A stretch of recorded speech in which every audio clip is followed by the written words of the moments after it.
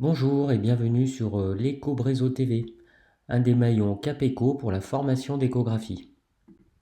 Le Flash Echo Express fractionné d'échographie d'aujourd'hui est consacré à l'échographie pulmonaire.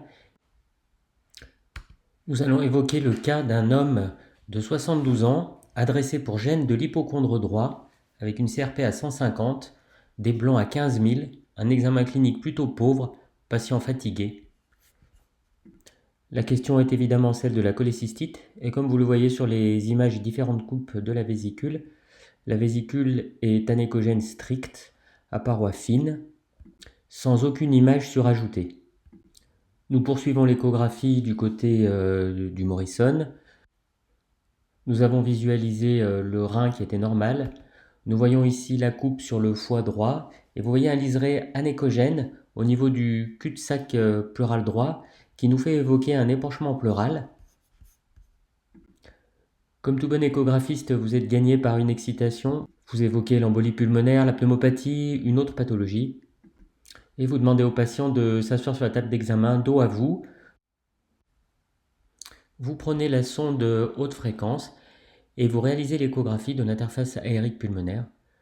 Vous reconnaissez ici sur la boucle les cônes d'ombre costaux, l'interface pulmonaire sous-jacente.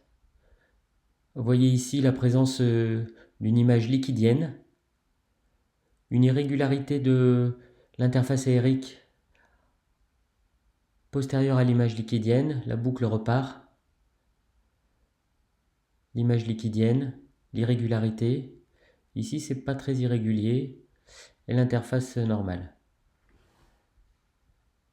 Ce patient va bénéficier d'une radiographie.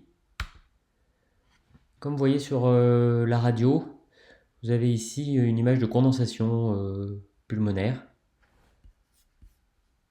L'histoire conclura à une tumeur chez ce patient.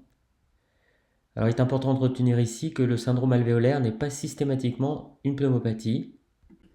Les alvéoles peuvent être comblés par des cellules, du liquide, voire des dépôts. C'est l'occasion ici de rappeler ce qu'est le syndrome alvéolaire échographique. Vous allez voir sur la boucle l'interface aérique normale, puis ici la collection liquidienne avec une image en angle droit à gauche, un aspect irrégulier sous-jacent à la condensation pulmonaire avec une trop belle image postérieure, c'est le renforcement postérieur des échos. Et si nous avions un zoom sur la condensation, nous pourrions voir le bronchogramme hydrique et l'alvéologramme. Nous allons mettre en corrélation les deux vidéos. Donc en haut à droite, vous avez l'image d'une pneumopathie et en bas à gauche, l'image de notre patient pour qui le diagnostic tumoral sera posé. Vous voyez que chez notre patient, il n'y avait pas d'interruption à angle droit de la ligne. Alors on entend aujourd'hui que l'échographie pulmonaire, c'est simple, mais attention, déjà, l'échographie ne voit pas le poumon, mais il voit l'interface aérique. Cette notion sémantique est indispensable pour comprendre et expliquer les images.